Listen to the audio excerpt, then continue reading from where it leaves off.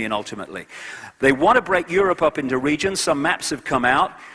Same in America. This is a map from the Nixon era where they showed America broken up into regions. And watch this in Australia.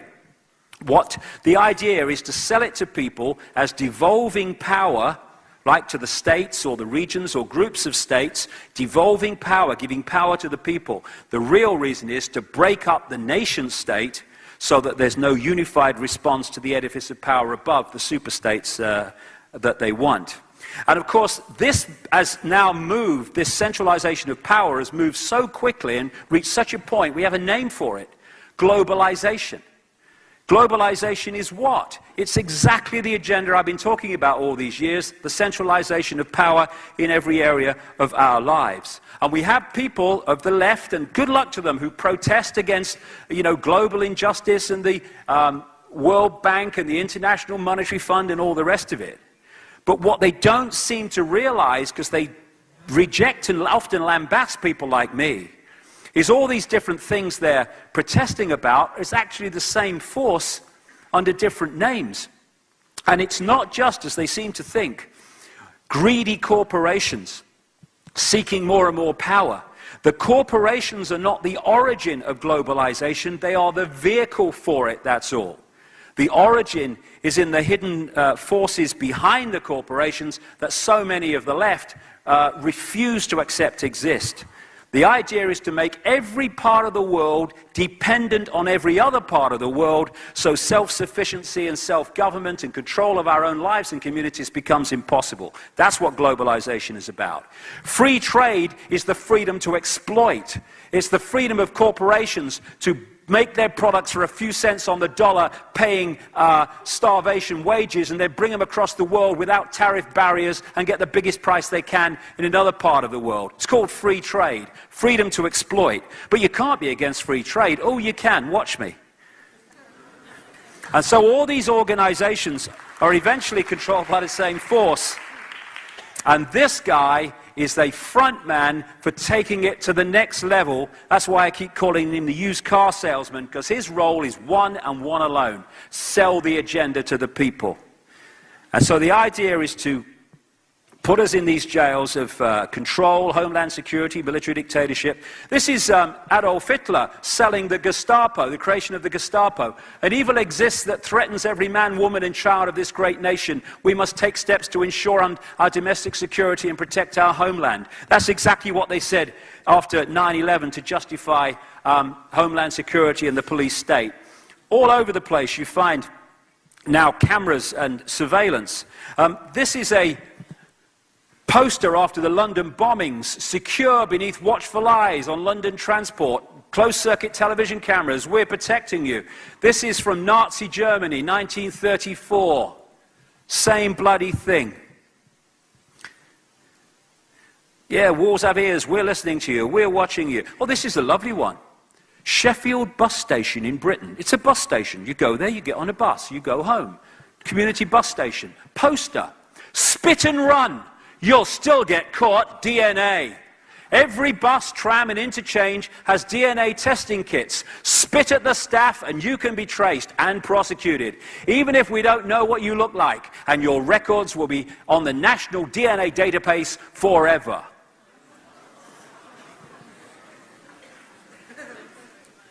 And so in every country we're now seeing, because it's a movement, we're seeing the difference between the military and the police becoming less and less obvious.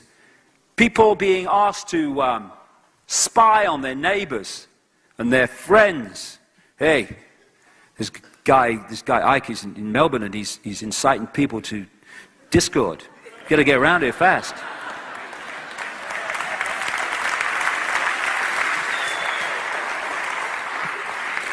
We're on our way. This is how to tell a terrorist now at the airport. And so we got the movement towards microchips and identity cards and all that stuff. And this is a State Watch report in Europe, an organization just explaining how the cumulative nature of all these things I'm talking about are turning us into a police state very, very quickly.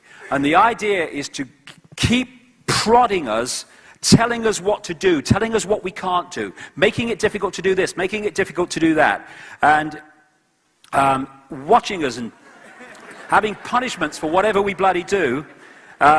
Keep quiet, shut up, you can't say that, oh no, go to a free speech zone, and all the rest of it. And cumulatively again, this is what it's about.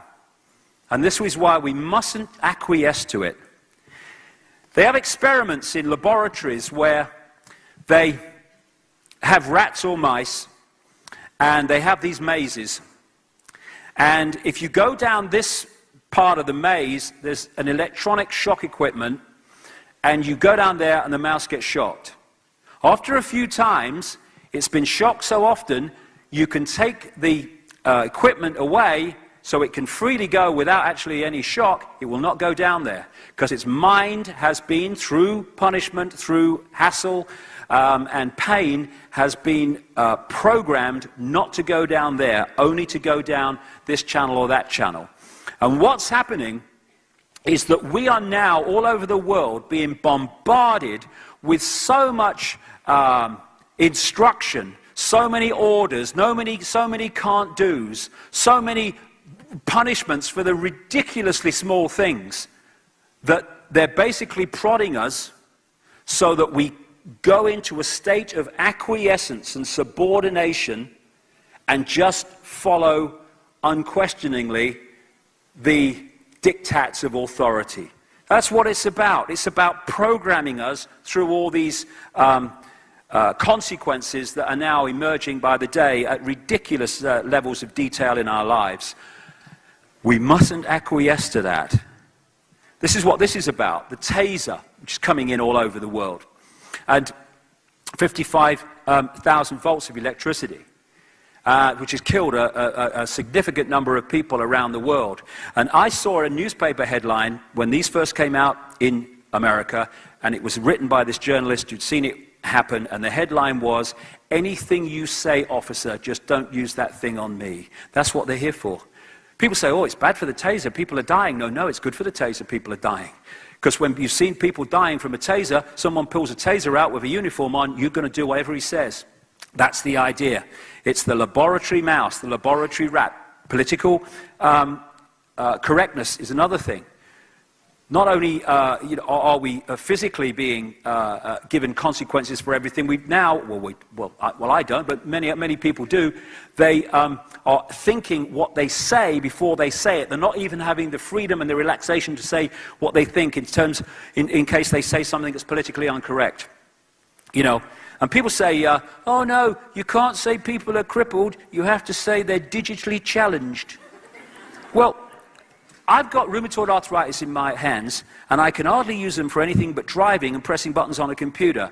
I don't mind if someone says I've got a crippled hand, I have no problem with that, because it bloody well is, okay? I mean, what's the problem? But it's all about, and again, you know, the text language is the same. If you think on the level of mind, we think with words. When you have a thought, you're thinking in words. The more over the generations you can remove and reduce the number of words that we use, you eventually do not even have the words to construct a thought with any detail. It's all blandness. And this is what Orwell talked about with his old speak and new speak, where the authorities in 1984 wanted to replace more and more of the old words that you could express yourself in detail with and replace them with newspeak, which were bland and had no real meaning. And if you get to that stage, and that's where they're heading, you know, this text speak, you are, and all this stuff, we're not even going to have the language, not far from now, as the generations move on, that can actually have the words to articulate a thought of any detail except a bland one. That's the idea. It's all a mind game. Well, I love this one. This is a politically correct sign. Caution, this sign has sharp edges. Do not touch the edges of this sign. And it says at the bottom, also, the bridge is out ahead. So, this is what we're looking at. Yeah, whose word in your head? Programming the computer. They want the microchip to program the computer. That's why they're pushing this around the world. Microchip your children so you know where they are, put your medical records on a microchip. But the idea of the microchip, like I say, is to access the body computer and manipulate it from within. The media is fundamentally a part of the mind control also, that's whose world is in your head all the time as they manipulate our reality. And it's the same with like the media, as I say, and the way that they do this. Now, computer access. They're trying to access the computer in many, many different ways, and when you kind of realize how the computer works, you start to realize why they're doing what they're doing. All this crap in food is to destabilize the computer